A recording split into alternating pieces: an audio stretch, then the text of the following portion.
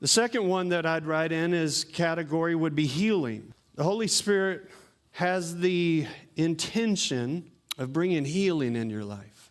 Jesus told the disciples repeatedly, there's going to be some hard things that come. You're going to have some persecution. You're going to have some difficulty. The way the relationship starts off is real intriguing and one we would sign up for. Come follow me. We're like, absolutely, I'm going to follow the Lord. Little do they know at the start that come follow me carries with it, there's going to be a lot of difficulty, and all of you except one is going to die at the hands of somebody else. When we look at the history of the disciples, if we just keep it in that framework, we know historically that some of them were married. You have some historical facts around this. And that meant most likely family, children.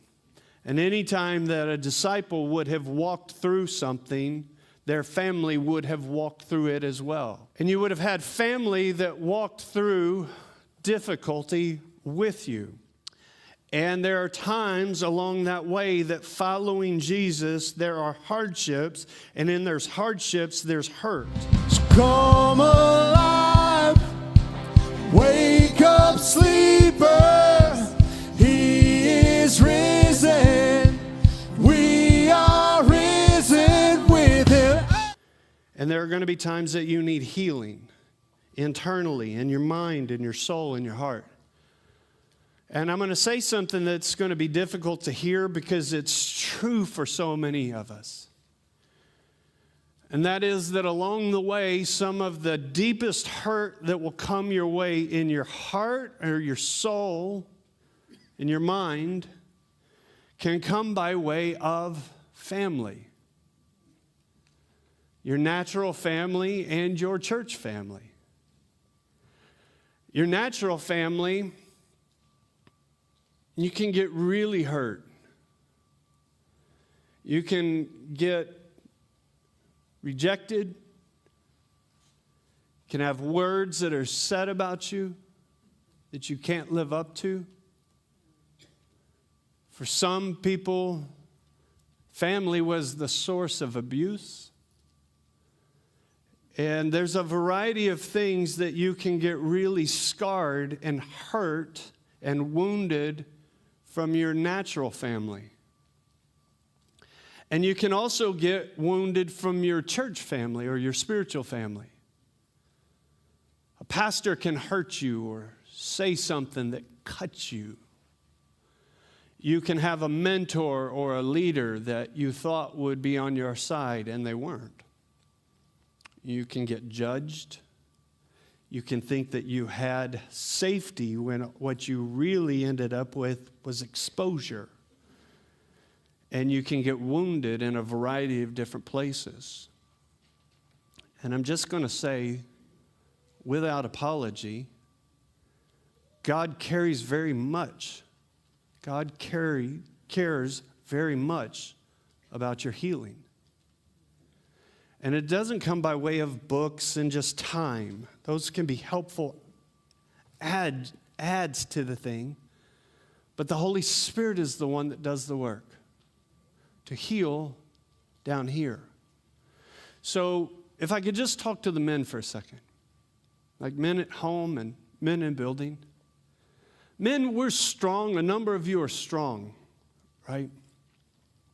But maybe something has happened along the way, whether at home or in the church home. And a good visual of you might be like this lion, like strong and wounded. And the wounded lion is, interestingly, the one that commonly turns on its own pride. The man that's wounded is typically the man that turns on his own pride. And the Holy Spirit cares about that and wants to heal. And sometimes in church circles, we hear talks about the Holy Spirit because we don't understand a lot of things. We'll frame it over into the mystical gifts of the Spirit And I don't understand that, so I want to avoid the one that wants to help me and heal me. Ladies, I don't have a visual for you, but it's the same in the regards of He cares very much about your healing. And if it's internal, if it's mental, whatever it is, the Holy Spirit wants to help us in this life. And He also wants to do a work of healing.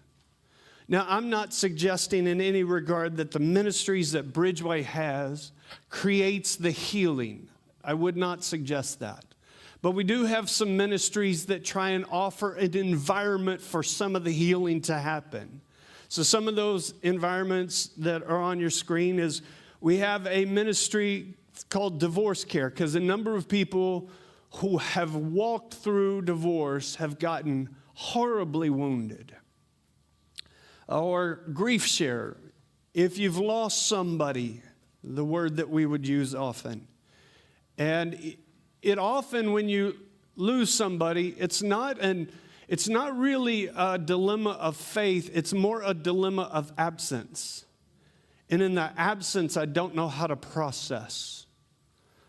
We have a ministry called Glow that a number of our widows get together here in the building once a month and have a lunch and have a good kind of rallying together. We have a financial peace group that's getting started this week because so many folks in marriage struggle around finances and they end up wounding one another. And so we're trying to help provide something there. We have Celebrate Recovery. I'm sporting our CR shirt, you know. Yeah, we know where they're sitting. So we've had 9 years of Celebrate Recovery. We have a big event this coming Friday in which we're celebrating what God has done and projecting and looking at what God's going to do. And in Celebrate Recovery, there are a lot of people that are offered to an environment that the Holy Spirit uses to begin healing work. It might be that you need a counselor. And we have a list of counselors that we try and direct to people. I'm just contending that the Holy Spirit wants to help you. And if there's brokenness or woundedness, He wants to heal you. If you see what I see, that the grave is empty, then you know what I know. Anything is possible. If you see what I see, that the grave is empty, then you know what I know. Anything is possible. Hi. Suicide rates are rising rapidly, so most Jesus followers should prepare ourselves for a more active role in preventing suicides. We are on the front line since pros rarely get involved until a foot soldier helps connect people in crisis with trained professionals. E94.org is a Christian ministry dedicated to equipping the church to prevent suicide through free training of foot soldiers to prevent suicide through training, consulting, and resources. Get equipped to give hope and help and confidently refer people to professional counselors. Learn more at e94.org. Thank you.